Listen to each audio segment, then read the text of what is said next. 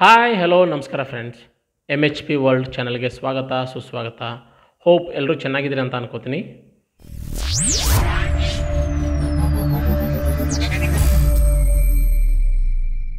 Friends, ಇನ್ನೇನು financial year ಅಂದರೆ ಆರ್ಥಿಕ ವರ್ಷ 2024-25 ಮುಗಿಯಿತು. ನ್ಯೂ ಫೈನಾನ್ಷಿಯಲ್ ಇಯರ್ 2025-26 ಈ 1 ಏಪ್ರಿಲ್ದಿಂದ ಸ್ಟಾರ್ಟ್ ಆಗ್ತಾ ಇದೆ.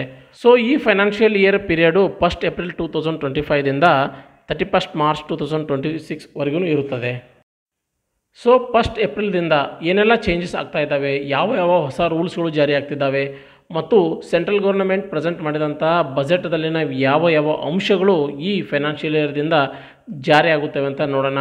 ಹಾಗೆ ಈ ಬದಲಾವಣೆಗಳಿಂದ ಜನಸಾಮಾನ್ಯರ ಮೇಲೆ ಯಾವ ರೀತಿಯ ಪರಿಣಾಮ ಆಗುತ್ತದೆ ಮತ್ತು ಅದರಿಂದ ಏನು ಬೆನಿಫಿಟ್ ಅಂತ ಈ ವಿಡಿಯೋದಲ್ಲಿ ನೋಡೋಣ. ಅದಕ್ಕಿಂತ ಮುಂಚೆ ಇನ್ನೂ ಯಾರೆಲ್ಲ ಸಬ್ಸ್ಕ್ರೈಬ್ ಮಾಡದೆ ನಮ್ಮ ಚಾನಲನ್ನು ನೋಡ್ತಾ ಇದ್ದೀರಾ, ದಯವಿಟ್ಟು ನಮ್ಮ ಚಾನಲ್ನ ಸಬ್ಸ್ಕ್ರೈಬ್ ಮಾಡ್ಕೊಳ್ಳಿ. ಹಾಗೆ ಪಕ್ಕದಲ್ಲಿರುವ ಬೆಲ್ ಐಕನನ್ನು ಪ್ರೆಸ್ ಮಾಡಿ.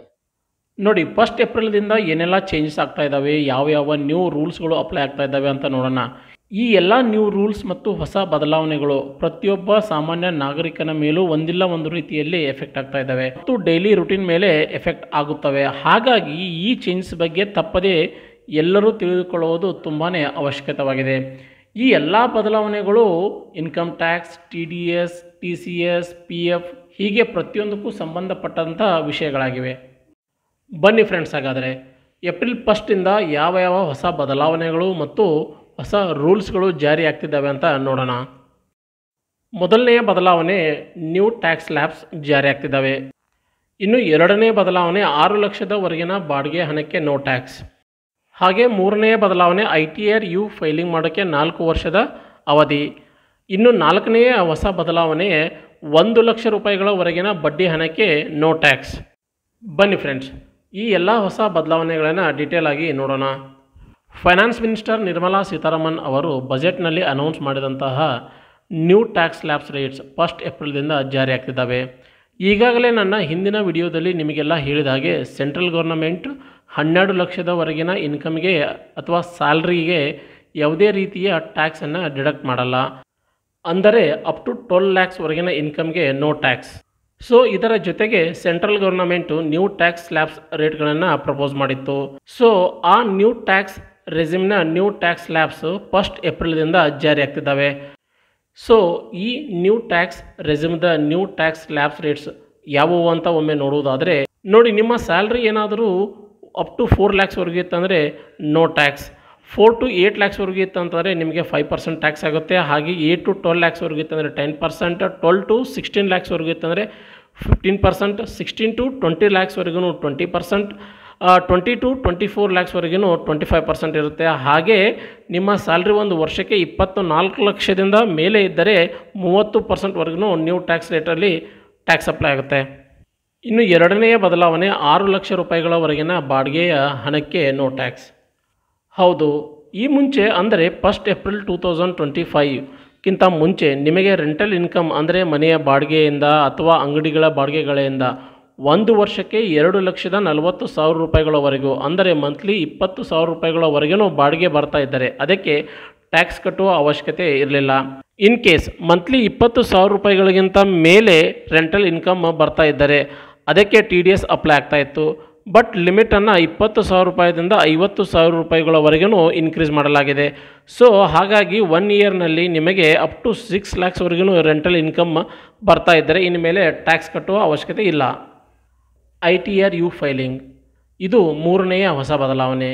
ITR ಫೈಲಿಂಗ್ ಅಂದರೆ updated income tax return filing ಅಂತ. ಈ ಮುಂಚೆ ಅಂದರೆ 1 ಏಪ್ರಿಲ್ 2025ಕ್ಕಿಂತ ಮುಂಚೆ ಯಾವುದೋ ಕಾರಣಕ್ಕೆ ನೀವು ಇನ್ಕಮ್ ಟ್ಯಾಕ್ಸ್ ರಿಟರ್ನ್ ಫೈಲ್ ಮಾಡುವುದನ್ನು ಮಿಸ್ ಮಾಡಿದ್ದಾರೆ. ಅಂತಹ ITRಗಳನ್ನು ಫೈಲ್ ಮಾಡೋಕ್ಕೆ 2 ವರ್ಷಗಳ ಅವಧಿ ಇತ್ತು. ಇವಾಗ ಈ ಅವಧಿಯನ್ನು 4 ವರ್ಷಗಳವರೆಗೂ ಹೆಚ್ಚಿಸಲಾಗಿದೆ. ಸೊ ನೀವೇನಾದರೂ ITR ಫೈಲಿಂಗ್ ಮಾಡುವುದನ್ನು ಮಿಸ್ ಮಾಡಿದರೆ ಅಂತಹ ಫೈಲಿಂಗ್ಗಳನ್ನು ಫೈನ್ ಜೊತೆಗೆ ಈಗ ಫೈಲ್ ಮಾಡಬಹುದು. ಇನ್ನು ನಾಲ್ಕನೆಯ ಹೊಸ ಬದಲಾವಣೆ ಏನಪ್ಪ ಅಂತಂದರೆ ಅದು 1 ಲಕ್ಷ ರೂಪಾಯಿಗಳವರೆಗಿನ ಬಡ್ಡಿಯ ಹಣಕ್ಕೆ ನೋ ಟ್ಯಾಕ್ಸ್. ಹೌದು, ಸೆಂಟ್ರಲ್ ಗೌರ್ಮೆಂಟ್ ಬಜೆಟ್ನಲ್ಲಿ ಅನೌನ್ಸ್ ಮಾಡಿದ ಹಾಗೆ 1 ಏಪ್ರಿಲ್ 2025ದಿಂದ ನ್ಯೂ TDS ರೂಲ್ಸ್ ಅಪ್ಲೈ ಆಗ್ತಿದ್ದಾವೆ. ಇಲ್ಲಿ ಜನರಿಗೆ ಅಂದರೆ ಟ್ಯಾಕ್ಸ್ ಪೇಯರ್ಸ್ಗೆ ಈ ಮುಂಚೆ ಇದ್ದಂತಹ ಲಿಮಿಟ್ಸ್ಗಳನ್ನು ಅಂದರೆ ಥ್ರೆಶೋಲ್ಡ್ ಲಿಮಿಟ್ಗಳನ್ನು ಹೆಚ್ಚಿಗೆ ಮಾಡಿದ್ದಾರೆ.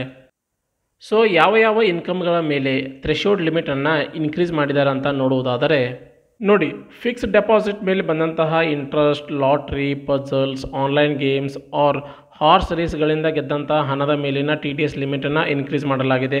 ಅದೇ ರೀತಿಯಾಗಿ ಡಿವಿಡೆಂಡ್, ಪ್ರೊಫೆಷನಲ್ ಮತ್ತು ಸರ್ವಿಸ್ ಫೀಸ್ಗಳ ಲಿಮಿಟ್ಗಳನ್ನು ಇನ್ಕ್ರೀಸ್ ಮಾಡಲಾಗಿದೆ. ಸೊ ಈ ರೀತಿಯ ಇನ್ಕಮ್ಗಳ ಮೇಲೆ ಬೇರೆ ಬೇರೆ ಆದಂತಹ ಥ್ರೆಶೋಲ್ಡ್ ಲಿಮಿಟ್ ಅಂದರೆ ಟ್ಯಾಕ್ಸ್ ಪೇ ಮಾಡಲು ಇರುವಂತಹ ಲಿಮಿಟು ಬೇರೆ ಬೇರೆ ಆಗಿದೆ. ಬನ್ನಿ ಈ ಥ್ರೆಶೋಲ್ಡ್ ಲಿಮಿಟನ್ನು ಎಕ್ಸಾಂಪಲ್ಗಳ ಮೂಲಕ ಅರ್ಥ ಮಾಡಿಕೊಳ್ಳೋಣ. ಫಾರ್ ಎಕ್ಸಾಂಪಲ್, ನೀವು ಕಂಪ್ನಿಗಳ ಶೇರ್ಸ್ಗಳ ಮೇಲೆ ಇನ್ವೆಸ್ಟ್ಮೆಂಟ್ ಮಾಡಿದ್ದೀರಿ ಅಂತ ಇಟ್ಕೊಳ್ಳಿ, ಮತ್ತು ಈ ರೀತಿಯ ಇನ್ವೆಸ್ಟ್ಮೆಂಟ್ಗಳಿಗೆ ನಿಮಗೆ ಪ್ರತಿ 3 ತಿಂಗಳಿಗೊಮ್ಮೆ ಕಂಪನಿಗಳು ತಮ್ಮ ಲಾಭಾಂಶದಲ್ಲಿ ನಿಮ್ಮ ಪಾಲನ್ನು ನಿಮ್ಮ ಬ್ಯಾಂಕ್ ಅಕೌಂಟ್ಗೆ ಕ್ರೆಡಿಟ್ ಮಾಡ್ತಾರೆ. ಸೊ ಈ ರೀತಿಯ ಇನ್ಕಮ್ಗೆ ಡಿವಿಡೆಂಡ್ ಅಂತ ಕರೆಯಲಾಗುತ್ತದೆ, ಅಂದರೆ ಲಾಭಾಂಶ ಅಂತ. ಸೊ ಈ ರೀತಿಯ ಡಿವಿಡೆಂಡ್ಗೆ ಟ್ಯಾಕ್ಸ್ ಇರುತ್ತದೆ. ಇಲ್ಲಿವರೆಗೂ ಈ ರೀತಿಯ ಡಿವಿಡೆಂಡ್ಗೆ ಅಪ್ ಟು 5,000 ರೂಪಾಯಿಗಳವರೆಗೂ ಯಾವುದೇ ರೀತಿಯ ಟ್ಯಾಕ್ಸ್ ಕಟ್ಟುವ ಅವಶ್ಯಕತೆ ಇರಲಿಲ್ಲ. ಬಟ್ ಅದೇ 5,000 ರೂಪಾಯಿಗಳಿಗಿಂತ ಜಾಸ್ತಿ ಇದ್ದರೆ ನೀವು ಟ್ಯಾಕ್ಸ್ ಕಟ್ಟಬೇಕಾಗಿತ್ತು. ಸೊ ಈ 5,000 ರೂಪಾಯಿಗಳ ಡಿವಿಡೆಂಡ್ ಲಿಮಿಟನ್ನು 10,000 ರೂಪಾಯಿಗಳವರೆಗೂ ಇನ್ಕ್ರೀಸ್ ಮಾಡಲಾಗಿದೆ.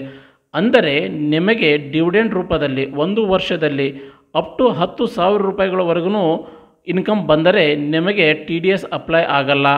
ಅದೇ 10,000 ರೂಪಾಯಿಗಳ ಮೇಲೆ ಇದ್ದರೆ ನೀವು ಡಿವಿಡೆಂಡಿಗೆ ಟ್ಯಾಕ್ಸ್ ಕಟ್ಟಬೇಕಾಗುತ್ತದೆ.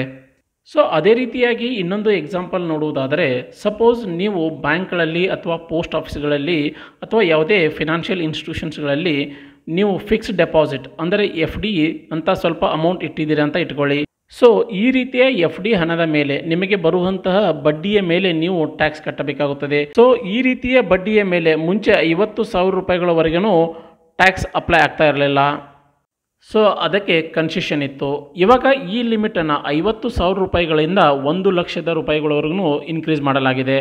ಅಂದರೆ ನಿಮಗೆ ಏನಾದರೂ 1 ವರ್ಷದಲ್ಲಿ ಈ ರೀತಿಯ FD ಮೇಲೆ ಬರುವಂತಹ ಬಡ್ಡಿಯು 1 ವರ್ಷದಲ್ಲಿ 1,00,000 ರೂಪಾಯಿಗಳ ಒಳಗಡೆ ಇದ್ದರೆ ನಿಮಗೆ TDS ಅಪ್ಲೈ ಆಗಲ್ಲ.